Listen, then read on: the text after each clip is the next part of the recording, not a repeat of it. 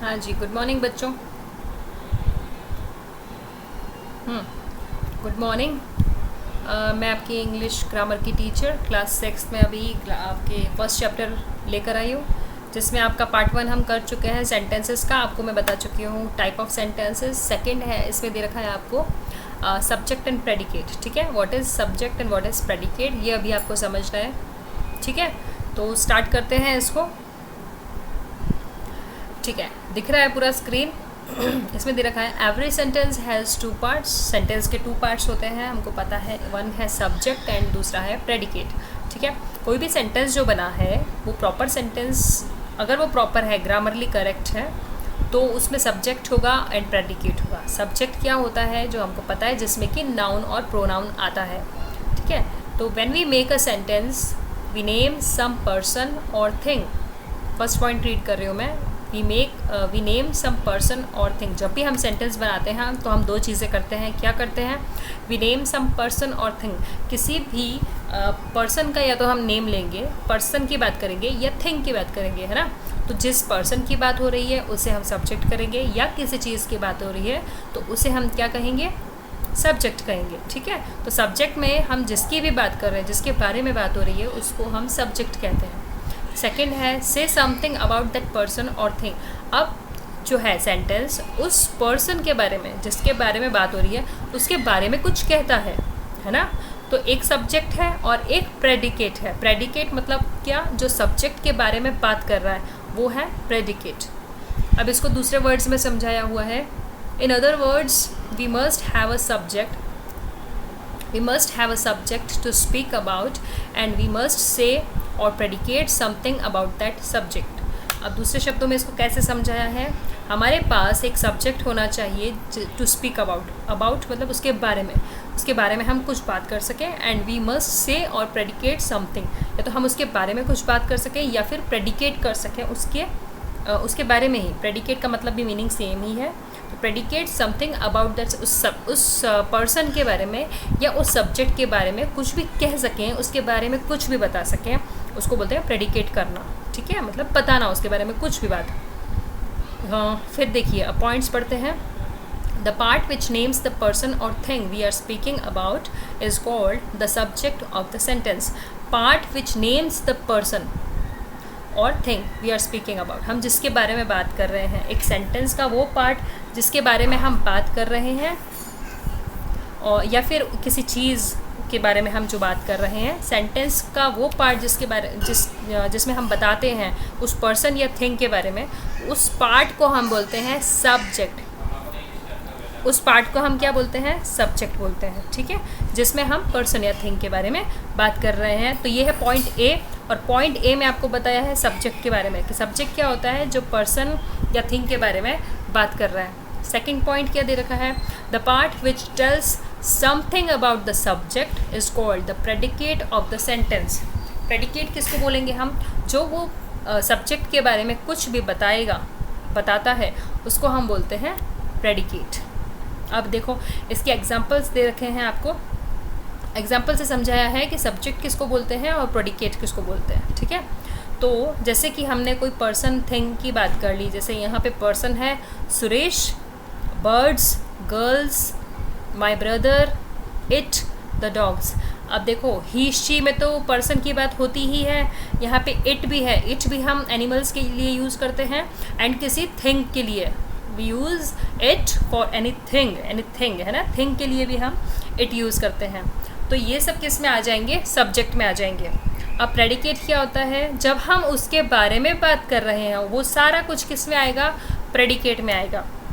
तो सुरेश के बारे में बात कर रहे हैं हम। सुरेश रन्स, वो क्या कर रहा है? वो दौड़ता है। तो सुरेश वो है सब्जेक्ट, और दौड़ता है वो क्या है? प्रेडिकेट।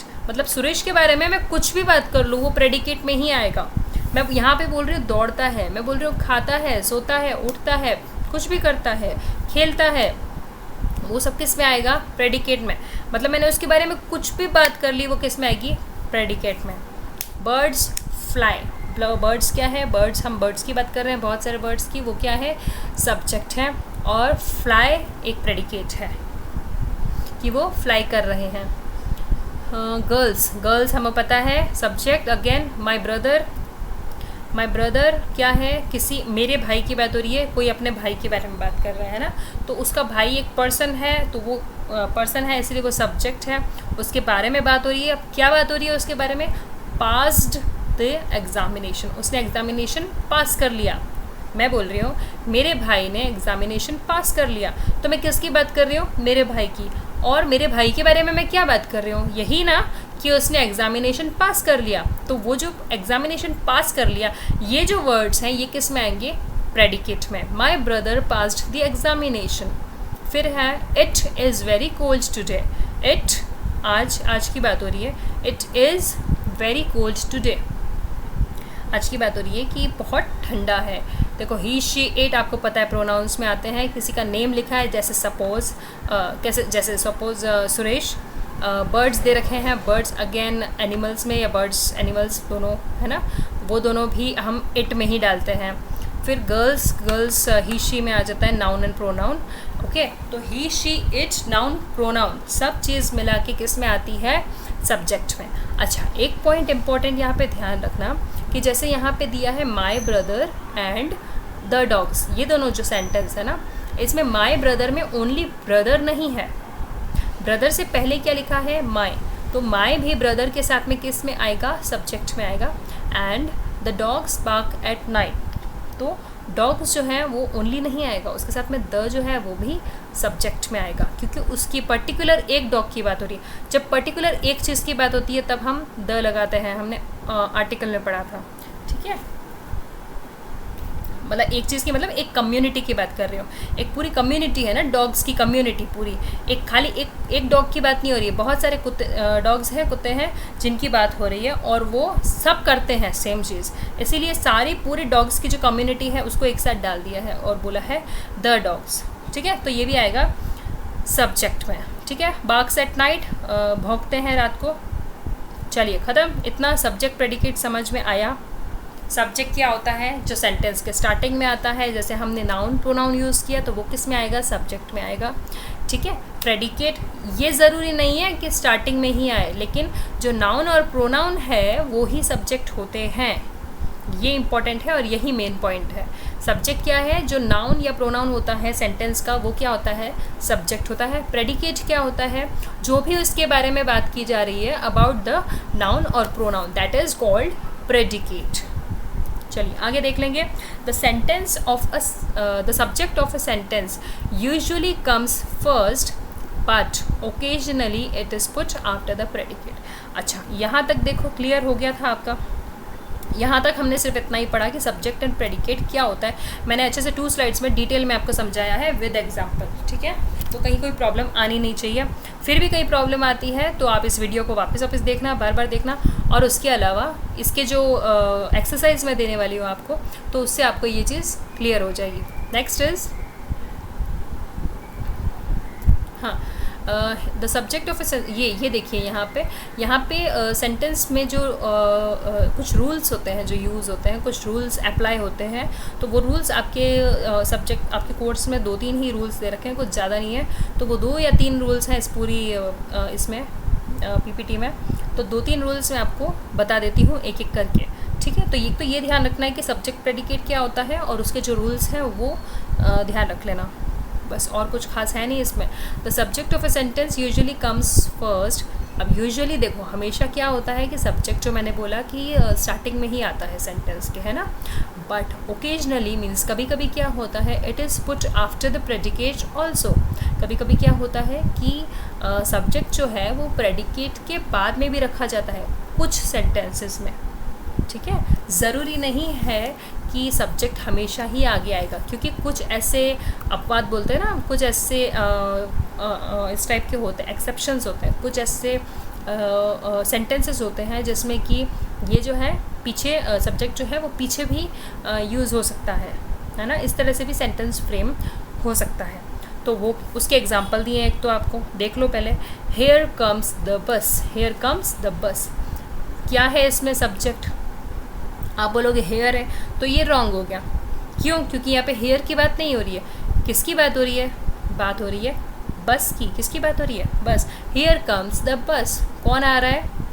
बस आ रही है, तो बस की बात हो रही है। तो जिसके बारे में सेंटेंस में बात हो रही है that is called the subject. ठीक है। Sweet are the uses of adversity, adversity के जो यूजेस हैं वो बहुत स्वीट हैं ना। किसकी बात हो रही है? किसके यूजेस स्वीट हैं? एडवर्सिटी के। एडवर्सिटी वर्ड समझाऊंगी आप लोगों के लिए थोड़ा सा मुश्किल होगा समझना, थोड़ा सा कॉम्प्लिकेटेड हो जाएगा। एडवर्सिटी मतलब होता है एडवर्स सिचुएशन, जिसको हम बोलते हैं ना एडवर्स सिचुएशन, कोई भी ऐसी विपरीत परिस्थिति है ना। एडवर्सिटी, कोई भी विपरीत सिचुएशन आ गई है तो उसके जो यूजेस होते हैं वो बहुत ही स्वीट होते हैं। आपको पता है कि एडवर्सिटी के जो भी बुरा टाइम अगर स्टार्ट हुआ तो उसका रिज़ल्ट क्या मिलता है? हमको अच्छा ही मिलता है ना उसका रिज़ल्ट। या तो हम बहुत उसमें से निखर के बाहर आते हैं, या फिर हमको बोलते हैं ना कि पहचान हो गई लोगों की कि कौन कैसा है ना। तो वो बुरे वक्त में ही पता चलता है। तो इस तरह का ये लाइन का मीनिंग निकल रहा है। पर बात किसकी हो रही है पूरे में? एडवर्सिटी की, of adversity. Sweet are the uses of adversity. ठीक है। तो दोनों में जो सब्जेक्ट है वो बाद में आया है। तो ये क्या हुआ? ऐसा सेंटेंस हुआ जिसमें कि सब्जेक्ट स्टार्टिंग में नहीं है। तो आपको जब सेंटेंस देखना है तो क्या देखना है कि जो बात हो रही है वो किसके बारे में बात हो रही है। ये नहीं देखना है कि स्टार्टिंग में क्या दे रखा है ना। जिसके बारे में बात हो रही है वो क्या है? सब्जेक्ट है। क्लियर?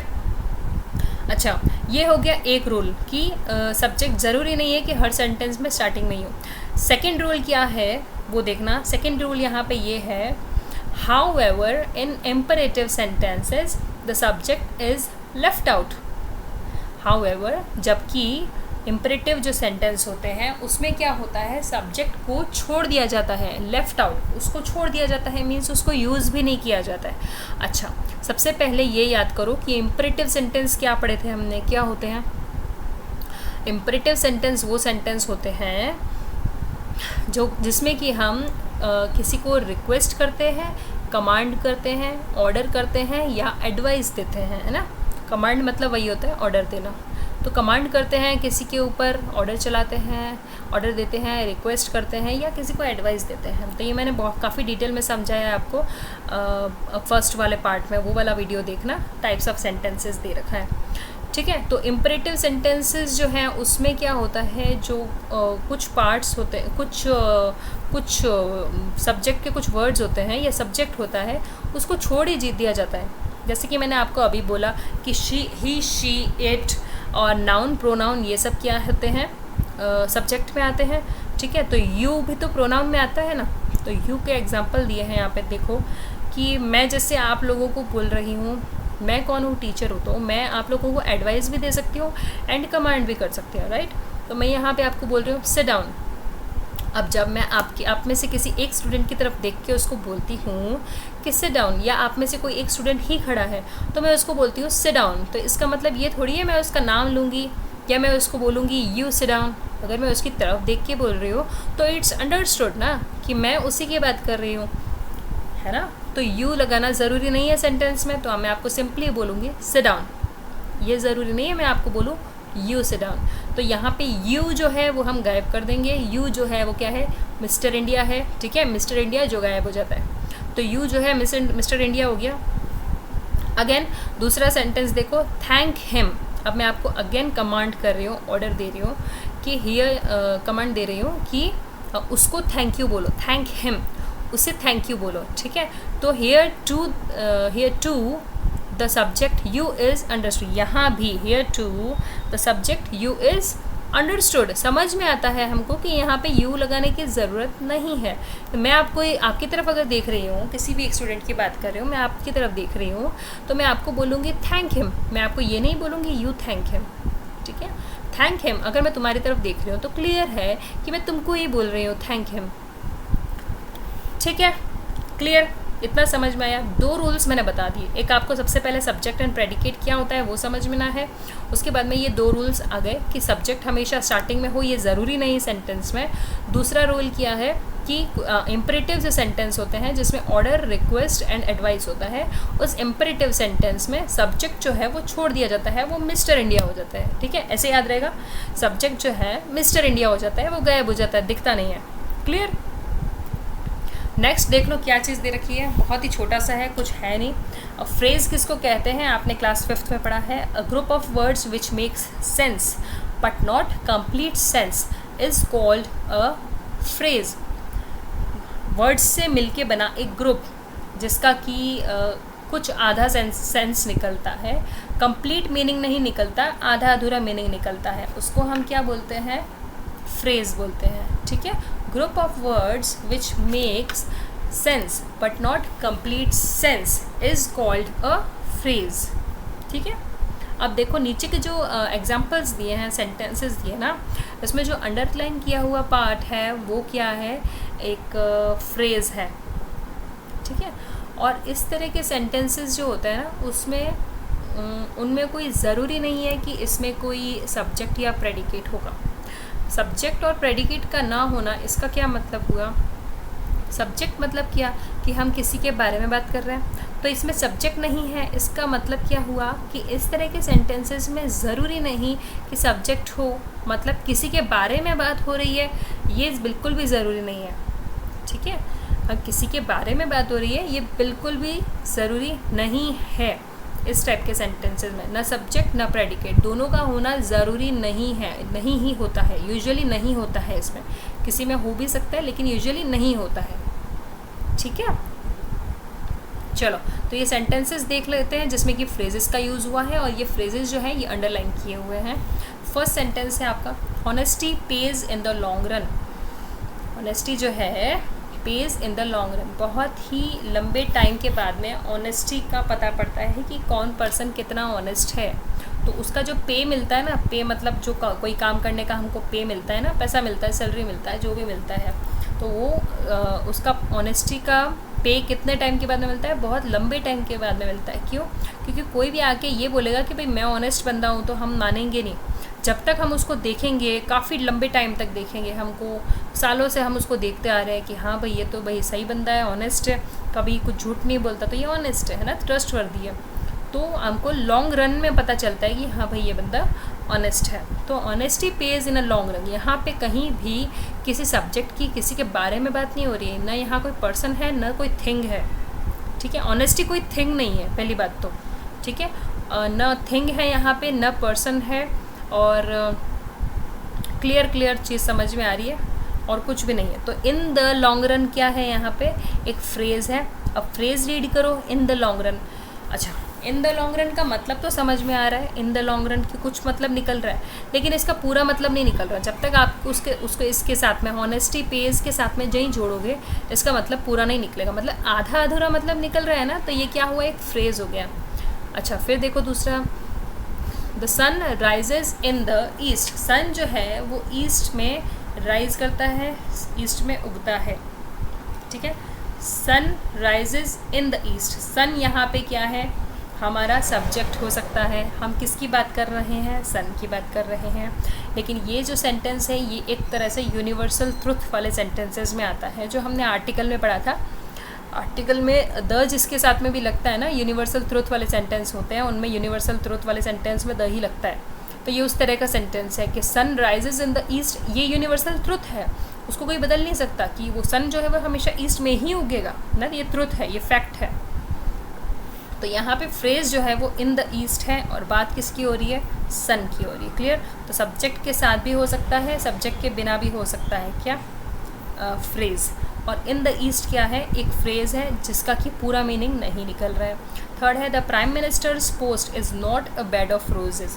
प्राइम मिनिस्टर का जो पोस्ट है, वो जो काम है, वो एक बहुत बड़ी रिस्पॉन्सिबिलिटी है ना।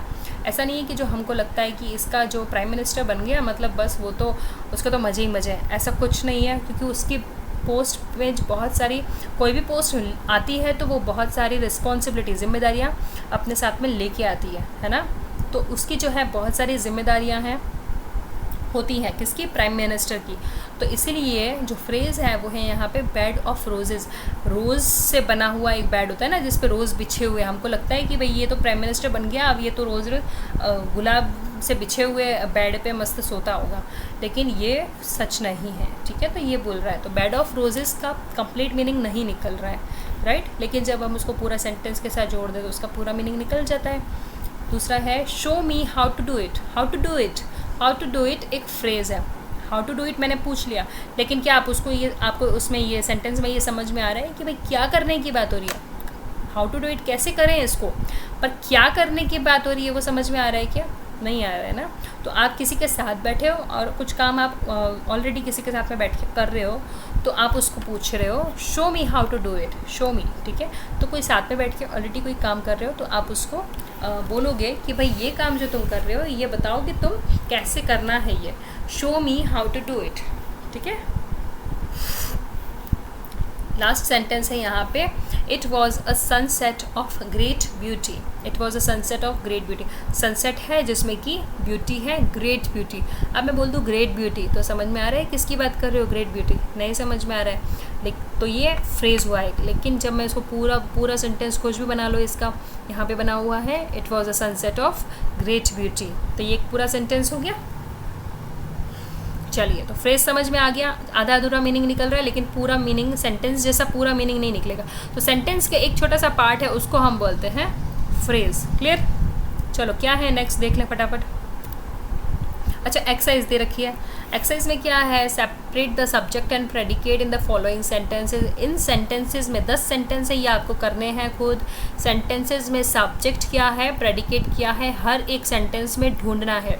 कैसे ढूंढोगे? सबसे पहले तो सब्जेक्ट और प्रेडिकेट क्या होता है फिर से देखो, सुनो वीडियो को, समझो, उसके बाद में समझ में आ जाएगा। 2-3 बार देखो, नहीं समझ में आता है बार बार देखो, ठीक है। सब्जेक्ट क्या है, प्रेडिकेट क्या है, दोनों ढूंढना है। और उसके जो रूल्स हैं वो भी ध्यान रखना साथ में। जो 2-3 रूल्स हुए ना, आई थिंक 3 रूल्स हुए अब तक हमने किए, 2 रूल्स हुए, सिर्फ 3 भी नहीं है, ये 2 रूल्स है। देखो, फर्स्ट है आपका कि सब्जेक्ट ज़रूरी नहीं हमेशा स्टार्टिंग में है, और दूसरा इम्परेटिव सेंटेंस वाला जो रूल है, ये नीचे वाला इम्परेटिव सेंटेंस का क्या रूल है कि जो वो सेंटेंस जिसमें कि हम कमांड कर रहे हैं, एडवाइस कर रहे हैं या रिक्वेस्ट कर रहे हैं, उसमें ज़रूरी नहीं कि वो मिस्टर इंडिया हो। मिस्टर इंडिया कौन है यहाँ पे? सब्जेक्ट है, ठीक है। यू है, यू कौन है? एक सब्जेक्ट है।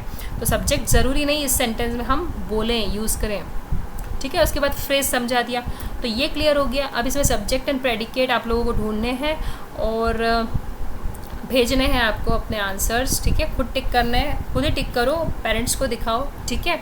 और इसके अलावा मैं जो है आप लोगों को इसके आंसर्स नेक्स्ट एक फ़ोटो या PDF भेज दूँगी एक, उसमें इसके आंसर्स मैं 10 की एक्सरसाइज 1 की 10 आंसर्स सेंड कर दूँगी। खुद टैली करना, आंसर्स अपने चेक करना कि कितने राइट हुए हैं, गलत हुए हैं, ठीक है। फिर इसको बाद में वापस डिस्कस करेंगे, ठीक है। आज के लिए इतना ही, चलो ख़त्म करते हैं, ठीक है। चलो।